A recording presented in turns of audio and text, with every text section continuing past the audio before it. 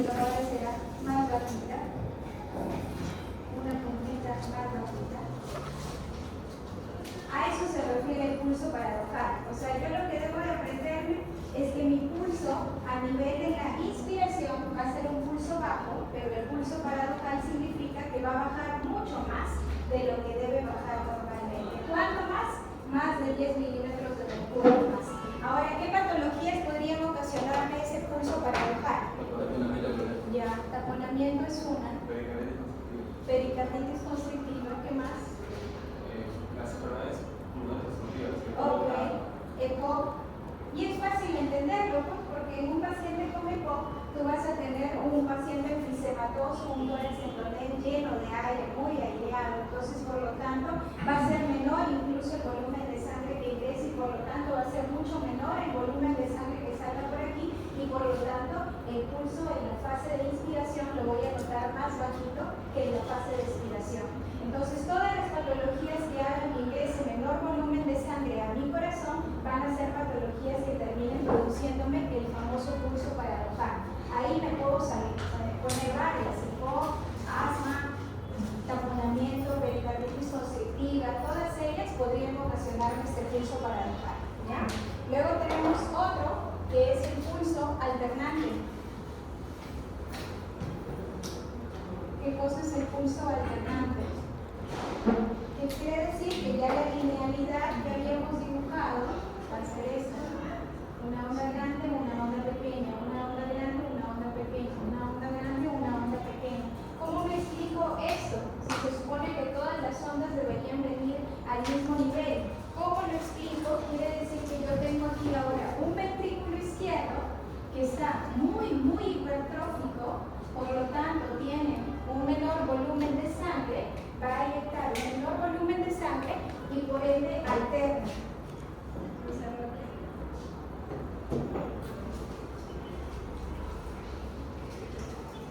Tengo un ventrículo muy engrosado, muy hipertrófico. Entonces ahí yo ya me tengo que imaginar más o menos qué patologías podrían producirlo. Un ventrículo que está muy engrosado y que por lo tanto me deja menos espacio para el volumen de sangre. Y menos espacio incluso desde la parte fisiológica normal, donde ese ventrículo derecho termina empujándolo para el izquierdo, menos volumen de sangre. Entonces, en un primer momento funciona bien el sistema, por eso manda una onda, digamos que a una presión adecuada, pero luego en el siguiente ciclo ya viene menos volumen de sangre, menos volumen se inyecta, entonces otra vez sale la onda bajita. Pero luego viene el mecanismo compensatorio. Mi corazón dice, no, muy bajo gasto, menos volumen que está llegando a los pies del paciente. Entonces dice, no, mándale otra vez. Agarra una fuerza contráctil mucho mayor y otra vez manda la onda, pero luego se fatiga ese trastorno y luego viene otra vez la onda bajita. Una onda alta, una onda bajita. Entonces, ¿qué me indica el pulso alternante? Me indica que me estoy enfrentando a un paciente que tiene un ventrículo muy engrosado y eso hace que tenga menos volumen. ¿Qué patologías pueden tener ventrículo muy engrosado? Miocardiopatía hipertrófica. Muy bien. ¿Cómo? Una estenosis aórtica. Ok, sí. Una estenosis aórtica. ¿Qué más? ¿Insuficiencia cardíaca sistólica o diastólica?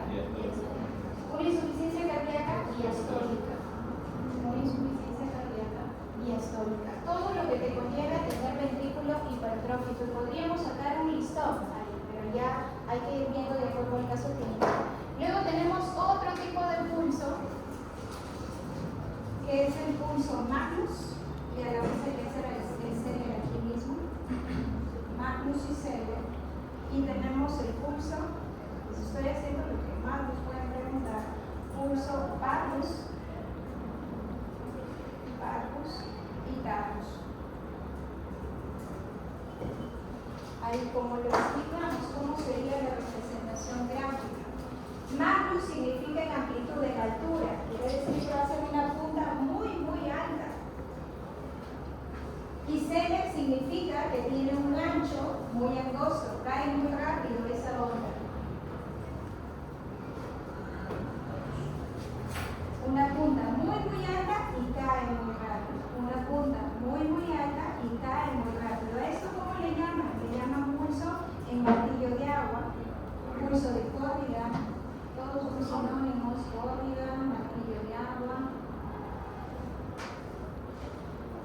y pulso Magnus y Seller, tiene una altura muy alta y una caída rápida.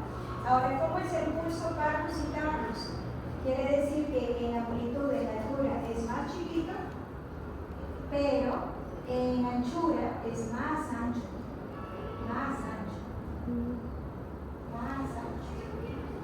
Ahora, ¿cómo me explico eso fisiopatológicamente? ¿Cómo me lo explico? El pulso Magnus y Seller es el pulso de la famosa insuficiencia aórtica.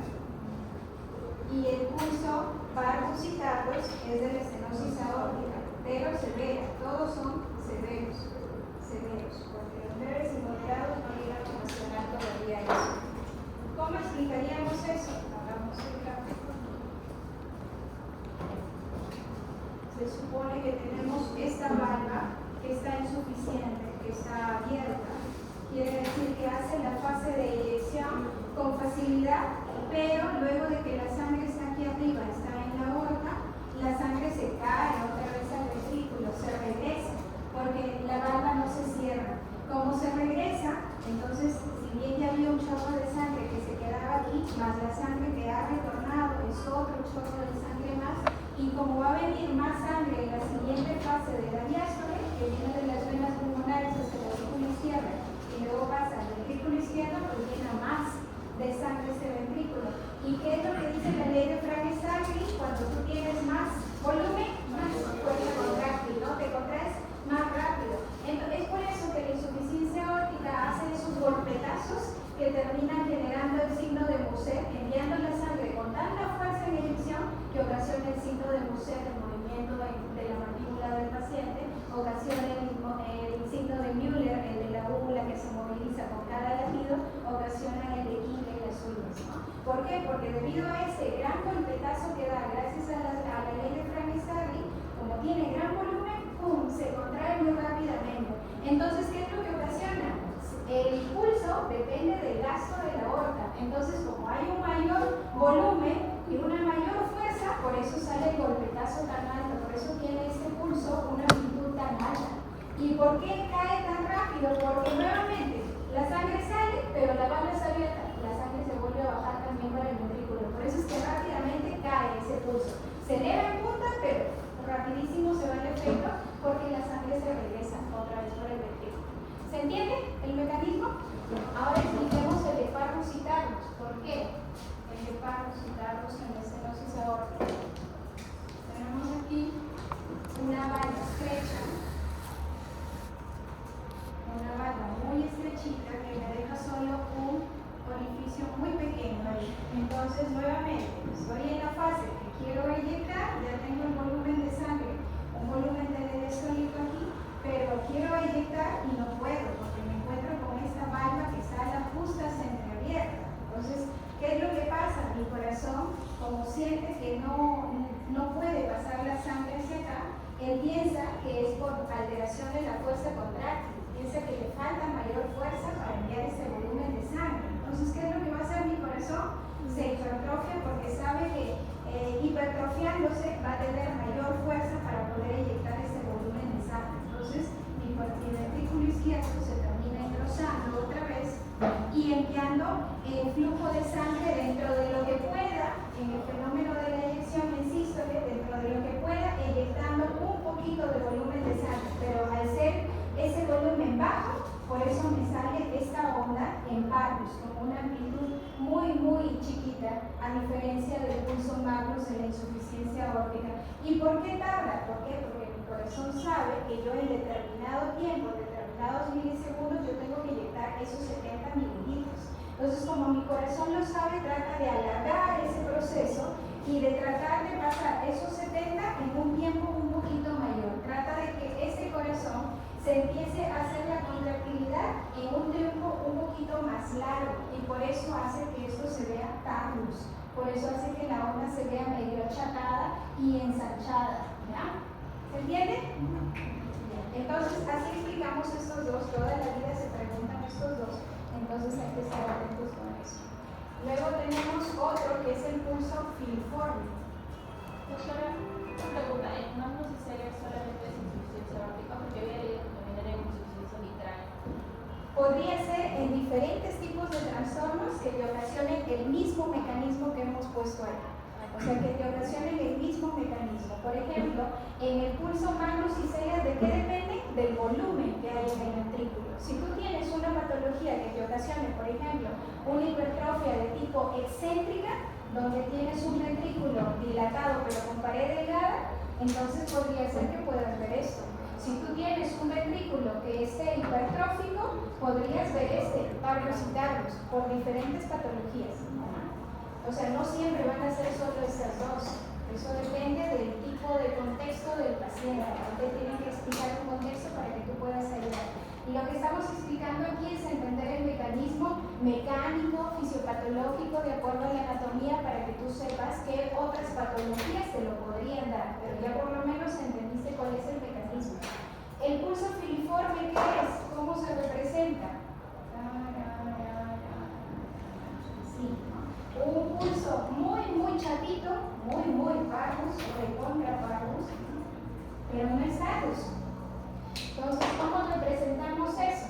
En el pulso filiforme, ¿cuál es la patología más común del pulso filiforme?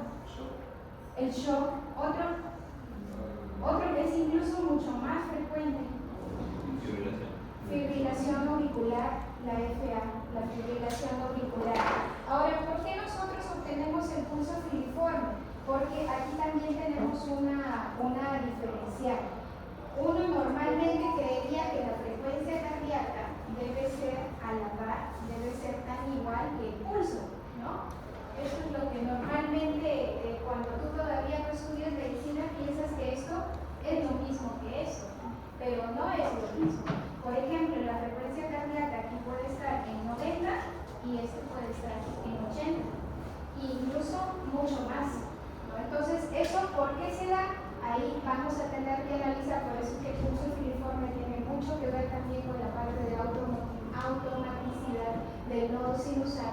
Por eso es que una de las patologías que lo afectan es la fibrilación auricular, porque mientras más alteración de arritmia tengas, más alteración en este mecanismo vas a tener. Entonces quiere decir que nuestra frecuencia cardíaca podría estar en 80, pero mi pulso puede ir en 70 todavía. ¿Por qué, doctora? ¿Por qué sería esa distinción de que la frecuencia cardíaca no va a la par del pulso? ¿Cómo lo explicaríamos? Porque medir la frecuencia cardíaca, ¿qué significa? ¿Qué estás midiendo con la frecuencia cardíaca? ¿Cómo? Estás midiendo carga, pero ¿qué mides con la frecuencia cardíaca? ¿Bluetooth? ¿Qué es lo que mides en Bluetooth? ¿Qué mides? ¿Primer ruido? ¿Segundo ruido? Cuando ustedes cuentan la frecuencia cardíaca, cuando están auscultando, ¿cómo cuentan? 1, 2, 3, 4. O sea, ¿cuentas el Bluetooth? ¿O cuentas el 1, 2 como uno solo?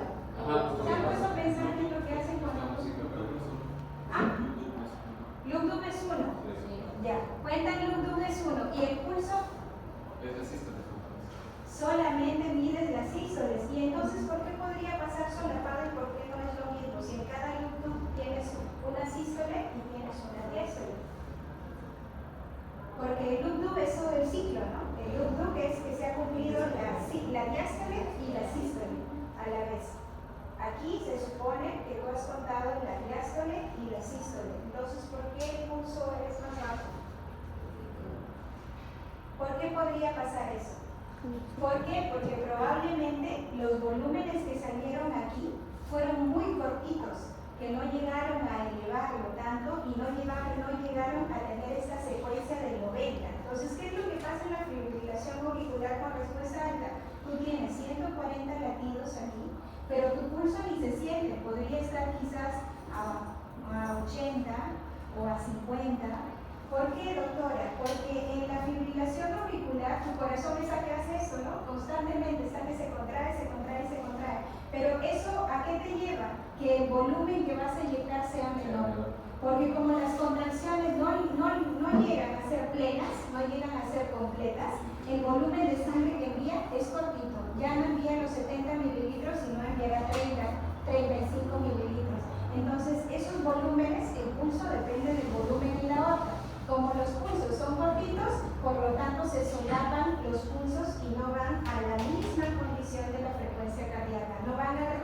los 140, porque como el volumen que ha sido enviado a la aorta es muy poquito, no llega a ver la manifestación en el pulso aquí abajo. Tú puedes estar palpando al paciente con fibrilación auricular, pero ni sientes el pulso y por eso te asustas más.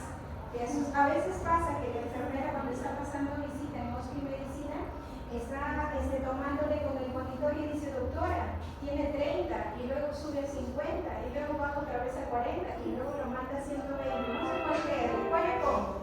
Y cuando tú empiezas a auscultar al paciente, ahí cuando auscultas te das cuenta que tiene la fibrilación auricular y le dices, no, tranquila, hay que hacerle un electrocardiograma para poder tomarle realmente cuál es su frecuencia cardíaca.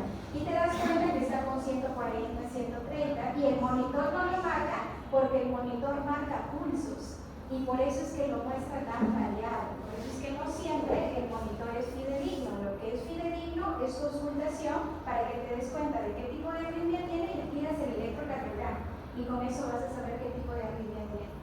¿Sí? ¿Se entiende por qué hay esa diferencia entre la frecuencia cardíaca y pulso? ¿Por qué no vamos a la par? ¿Ya? Entonces esto no es lo mismo.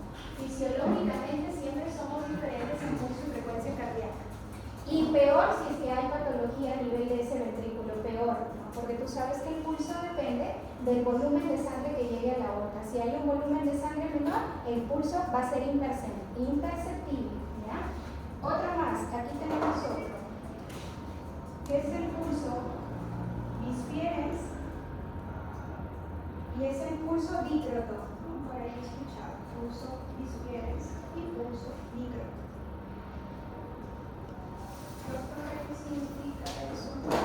Bisfieres, ¿qué significa? Que yo estoy en sístole, estoy aquí en esta montañita de la sístole, pero ¿qué es lo que pasa? Se generan dos crestitas. Viene otra sístole, dos crestitas. Pulso bisfieres. ¿Y por qué haría eso? A ver, vayan pensando fisiológicamente qué debe pasar ahí. Aquí, ¿cómo sería el dícroto? Este sístole. El dícroto es así más o menos.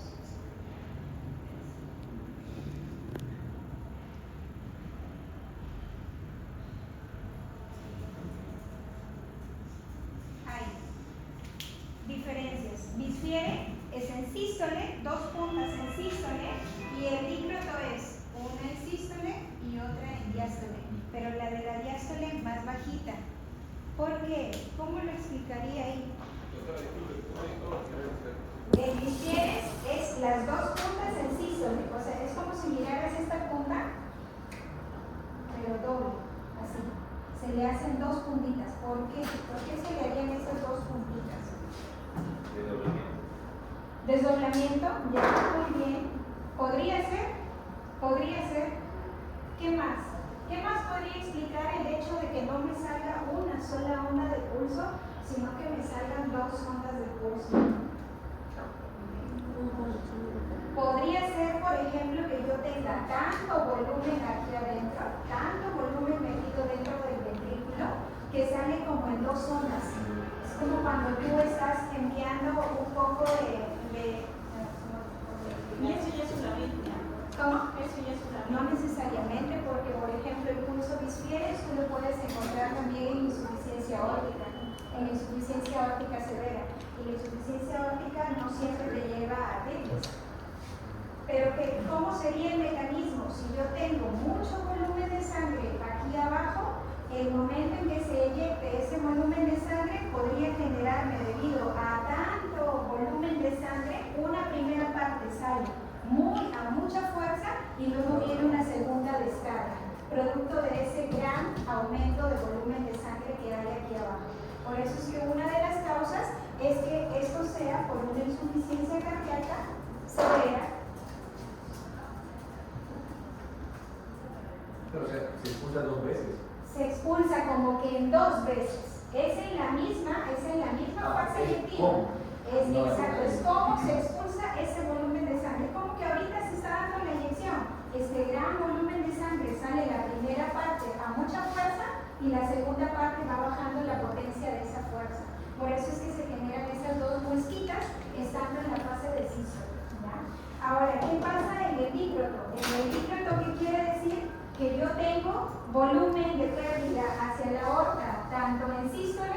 como en diástole. ¿Cómo explicaríamos eso? Que tenga tanto en sístole como en diástole. ¿Qué querría decir eso? Que en sístole está enviando y en diástole también está enviando cuando no debería enviar. ¿Cómo lo explicamos que tanto en sístole envíe sangre, que es lo que tú estás esperando, que en sístole se envíe sangre, pero que luego venga la diástole y también envíe insuficiencia? Las insuficiencias de la aorta, que puede ser que él mismo dispare otra vez el volumen de sangre cuando está aquí en diástole, puede ser que también lo vuelva a enviar ahí. Y miren, varios tipos de pulsos se pueden originar.